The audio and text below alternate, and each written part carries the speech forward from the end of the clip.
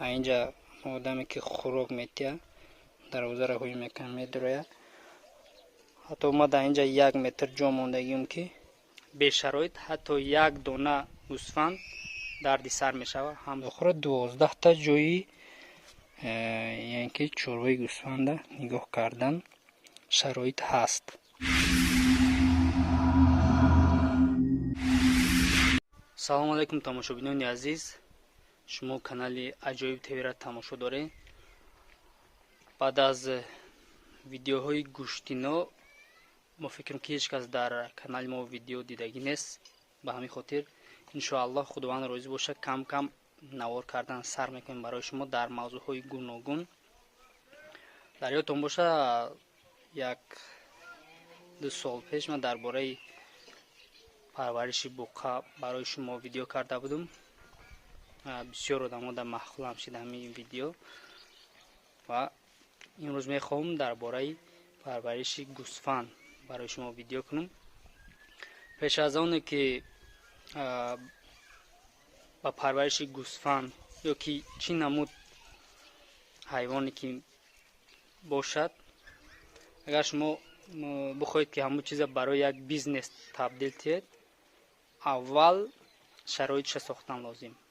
به شرایط حتی 1 دانه گوسفند دردی سر می شود، هم شما ده، هم اویلتون ده، هم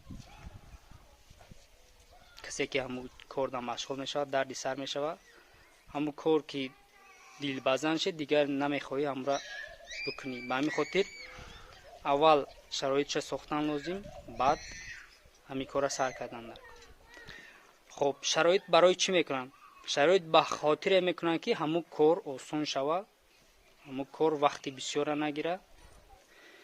خب هرمی چیزی که دیدستین، یک برای پرورش 10 یا که 12 گوسفند یک جا تیار کردگیم. ما راستی گپ همین چیزی که ویدیو میکنم تا خودم تجربه نکنم یا که تا آدمی که تجربه داره همون را نبینم، همون درباره چیز همون چیز دروغه پیش خودم هر چی گپ نمیزنم. به همین خاطر همین چیز خودم سوم صرف کردگی هستم، نقشش خودم کشیدگی هستم، چخل جو تیار کردن کار. خب این گویم اوغل تابستان است، میشه بهار تابستان تیرما، در همین 3 فصل میشه که در همینجا مثلا چروار گوسفند نگاه بین کنیم. ما حوز یک تا به یک تا نشان میتیم که آخرش چکل کردگی هستم، جایی که خوراک میخوره. انا اندازه همین اوغل چند به چند است، چند قدر سمره است شدگی است و خودتون بهاتین همین درست است یا که نه خودتون بهاتین. خب تماشابینان عزیز،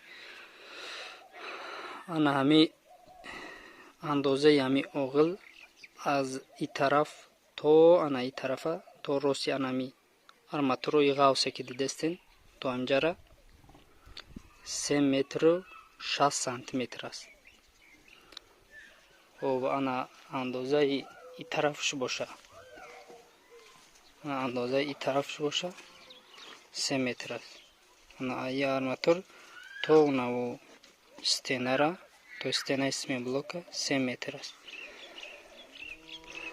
خب و در اینجا بازی من شما نشون میتونم 2 تا درچه کردگیم.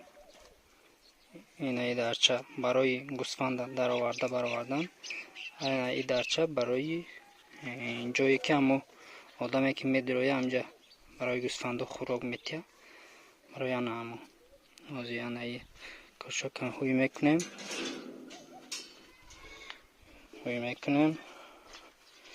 خب اینه برادرها، اینه آخره که گوسفندو ده خوراک میتیه. اندازه آخرم قریب 3 متر است. همین تنوکر 3 متر گرفتگی مو، بعد یک طرف 17 سانتی متر او طرف 17 سانتی مترش بریده قطع کردگی برای طرف محکم کردن. نبینید شما خودتون میفهمید. خب انا که اینجا شنگ کنید. اوزی بسیار آدم ها همیره دیدن گفتن که مثلا چی خیلی اینجا گوسفند خوراک میخوره. یک چیزش خوب است که مثلا هر یک اندازه بین انمی جایی که کلای گوسفند میدروه 20 سانتی متر ماندگی. یک چیزش خوب است که مثلا خوراک میریزیم در همین گوسفند کلاش همین درون میکنه. یک دیگرش هم ایجاد نمیکنه. مثلا وقتی خوراک خوردن در کلا با کلا جنگ نمیشن. برای 10 یا که 12 تا گوسفند جو هست. مثلا از حساب کرده میرن 1 2 3 4 5 6 7 8 9 10 11 12 تا همین راست آخر 12 تا جایی یعنی که چربای گوسفند نگاه کردن شرایط هست.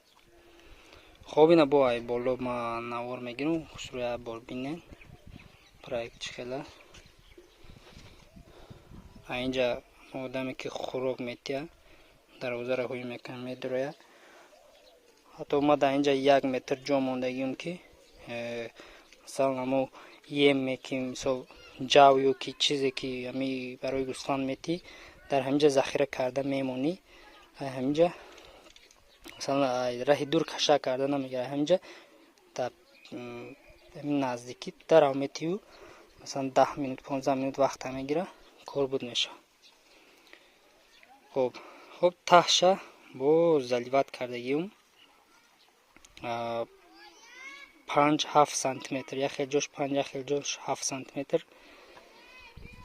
از ما رسخود میره همش شما دا گپ میزنم. خب برادران عزیز در همین اوغلی که شما دیده ایستاده رسخود شدگی است. ارماتور سیم 6 الکترود برای وارد کردن سیمنت تونوکا و یک چنین چیز در بسیار خانه وقتی در دهات زندگی کنی یک چنین چیز در همون خانه یافت میشه که همون چیزا استفاده بگیریم. یک خیلی چیزاش ما خریدگی نیستم. ما همون چیزایی که رسخود کردگیم همونشا ما برای شما رسخود کردگیم. ما گپ میزنم که چند سومون در همین رسخود شده. خب تماشابینان عزیز از ما رسخودی که در همین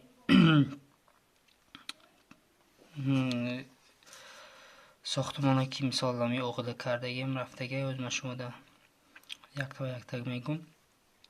خلاصه ارماتور رفتگی 14 دانه ارماتور 10 یک دانش 25 سومانی 350 سومن ارماتور شدگی. سیم 6 رفتگی 4 کیلو 7.5 سومی 30 سومن بخشش.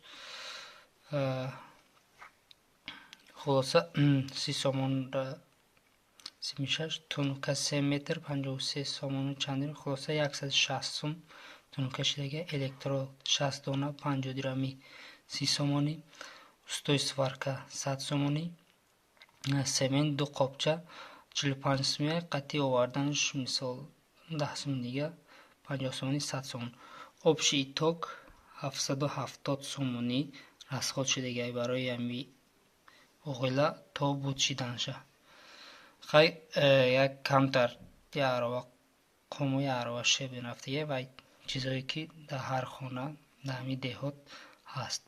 خلاصه اینم خیلی خب تماشابینان عزیز امروز ویدیو با انجام میرسه. خیلی اگر چربو را آوردیم یک کم ترک هم در این ویدیو گوش میکنیم که شما بینید با بسیار تاثیرش نقض میشه.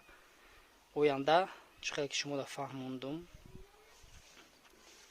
باز طرز خوراک دادن مثلا چربو را چند سوم خریدیم چند سوم رسخود کردیم برای خوراکش و چند سوم چیستی پربیلمان برای شما نوار میکنیم. باقی در امان خدا باشین. خدا هم همتن نگهبان باشه. خب تماشابینان عزیز این یک 4 تا گوسفند 4 تا قوشقور در همجا الکای برای پرورش آوردگیم. اینا جایی که خوراک میتیم و حضور خوراکشون میخورن. خب بازی ساینم جاو دادن باشیم.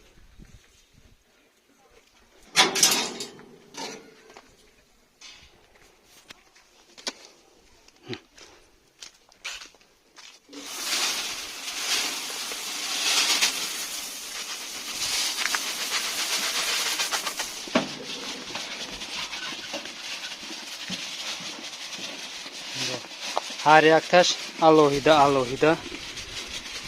аз ҳар як ҷое ки сарошон медрояд алоҳида даромада хӯрокшона мехӯранд ва якдигаршона бисёр бад ғамам наметиҳад. беҳад удобна аст. ягон мисол ҷангу занозани бисёр намешаванд дар ин ҳолат. масалан ҷав метеҳӣ ё ки пресс метеҳӣ чизе ки метеҳӣ ба ҳазур хӯрокшона мехӯранд ва ягон занозану ҷангу кашокашу дигару дигараш.